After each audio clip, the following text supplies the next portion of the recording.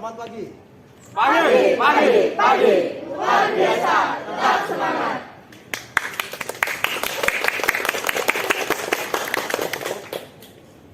Selamat pagi anak-anak khusus BKT 3.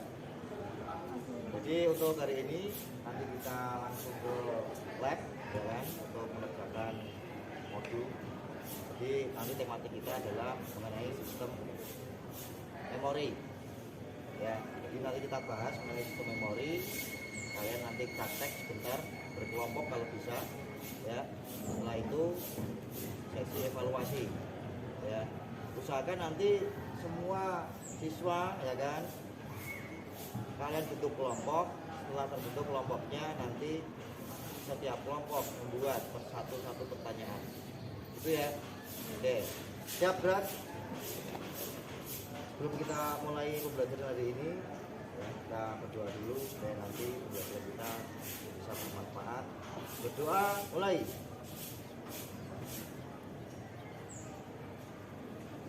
Cukup? Langsung saja kita ke lab. Tanpa penghormatan, bubar, jalan. Masuk.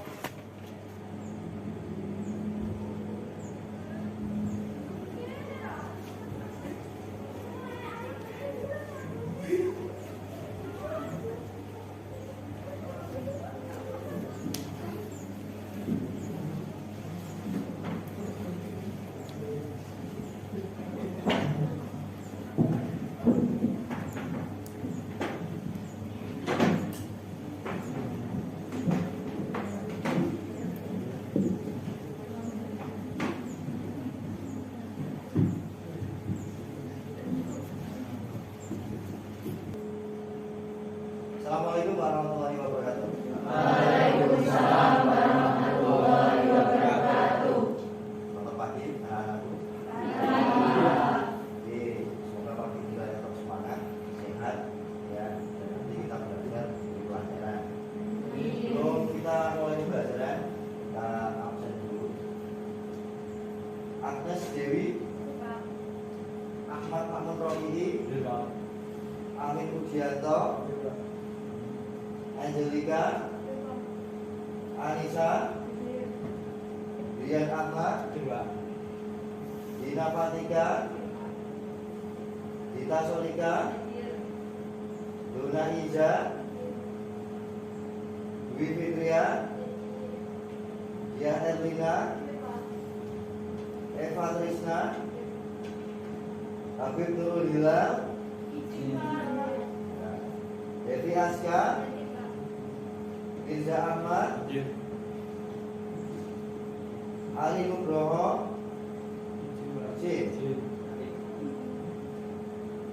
Aulia Ramadhani,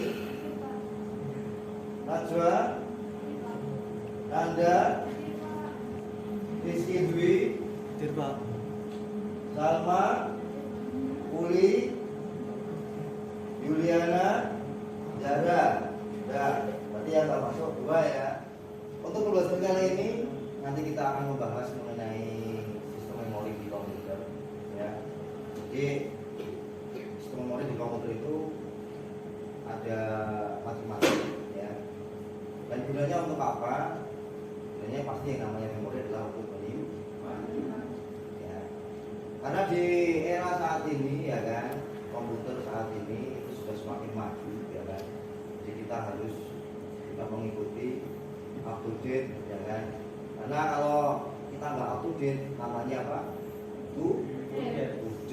Kurang update. Nah, jadi paling tidak kalian harus yang namanya orang komputer ya kan, harus update mengenai masalah dunia digital terutama di komputer. Apalagi di masa sekarang ya kan, yaitu era 4.0 ya kan, era 4.0 yaitu era digital, era internet. Semua informasi ya kan cepat ya kan. Nah, contohnya apa ya kan, WA, media sosial ya kan. Wah, kalian ketika berbagi informasi itu cepat sekali. Kita harus mengikuti ya. Nah, sistem memori ini penting sekali ya. Karena apa? Karena semua perangkat ya komputer ya kan pasti mempunyai memori. Ya, contohnya apa? Server dia mempunyai memori ya kan. Terus apa lagi? HP kalian juga mempunyai memori ya. Jadi memori ini penting untuk apa? Menyimpan data ya kan. Kalau HP itu biasanya macam-macam, menyimpan sistem operasi HP, sistem operasi komputer ya kan.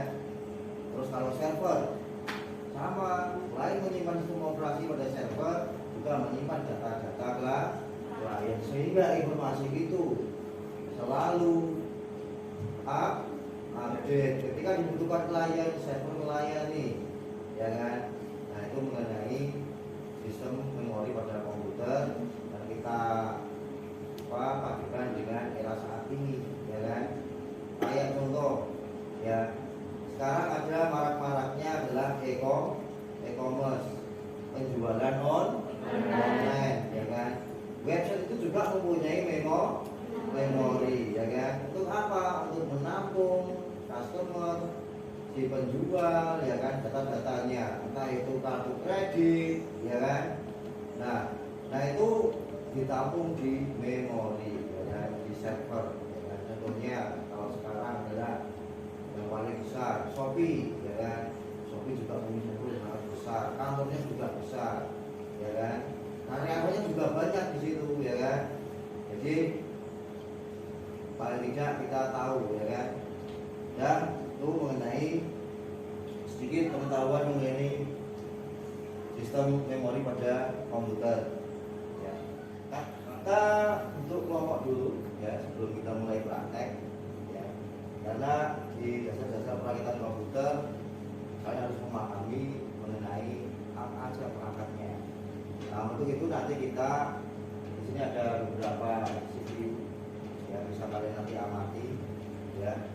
Jadi nanti kita berkelompok karena di sini ada 32 siswa ya kan, tidak ada yang masuk juga. Jadi per kelompoknya ada 8 siswa ya. Nah silakan ya, ini saya bentuk kelompoknya, saya langsung aja yang bentuk dari mulai Agnes Dewi sampai Dita ya. Terus mulai Dona sampai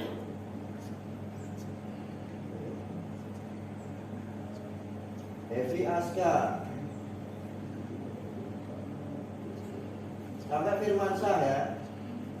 Jadi mulai di Agnes sampai Dita, Dona sampai Firman, terus Ari Nugroho nggak masuk, Nabila sampai Rafli ya, terus Rizky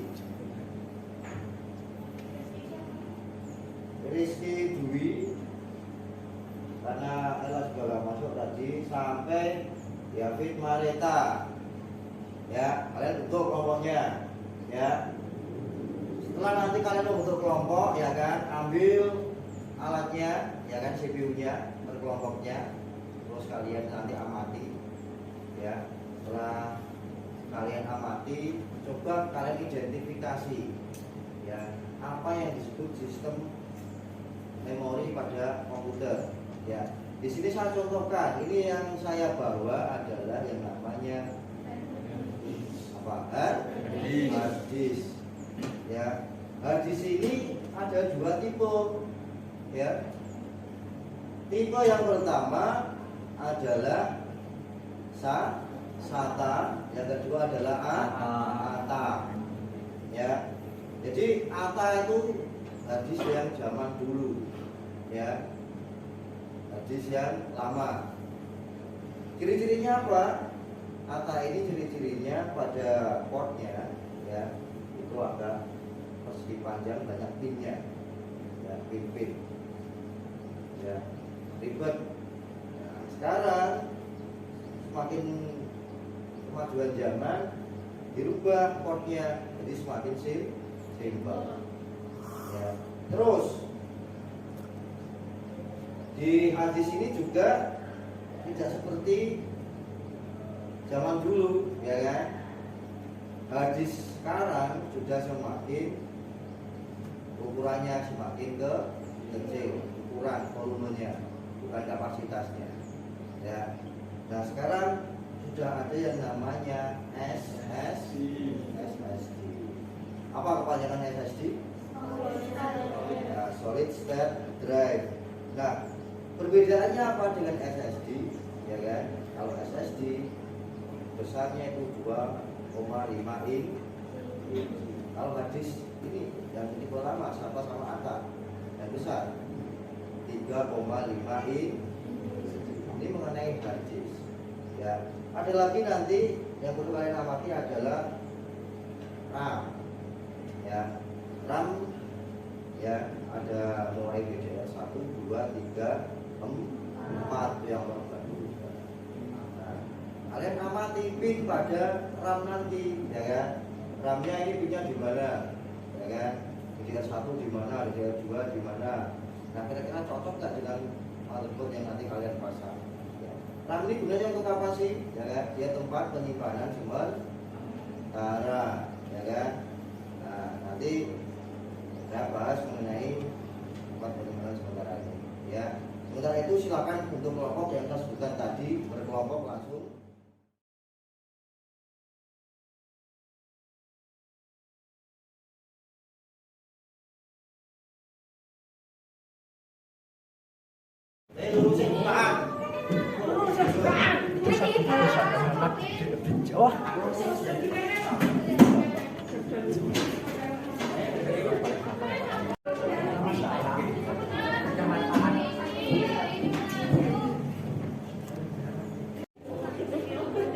Iya sudah ada.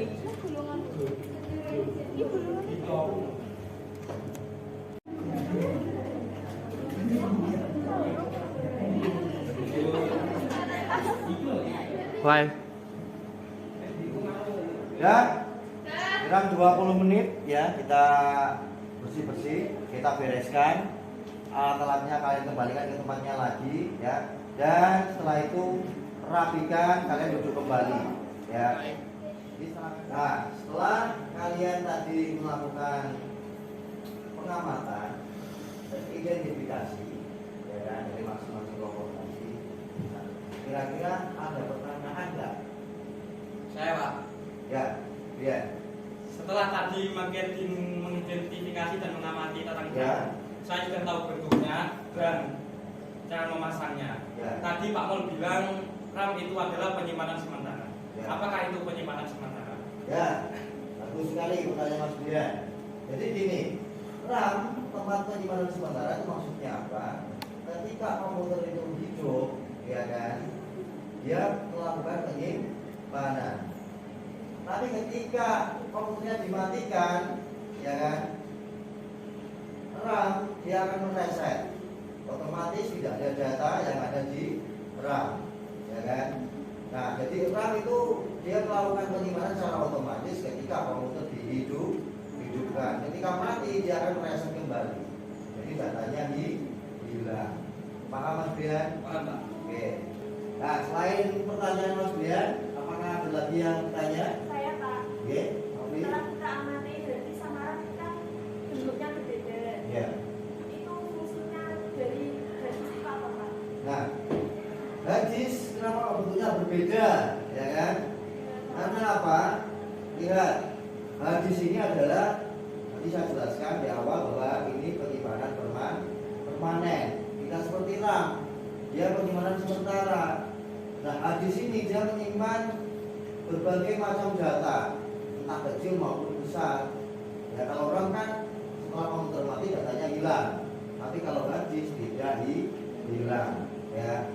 Dan kenapa ini fungsinya? Satu, untuk menyimpan sistem operasi, menyimpan dokumen, menyimpan video, menyimpan yang lainnya yang kalian anggap itu bisa disimpan di hard disk, dari dokumen, file, video, itu ukurannya besar. Nggak mungkin kan disimpan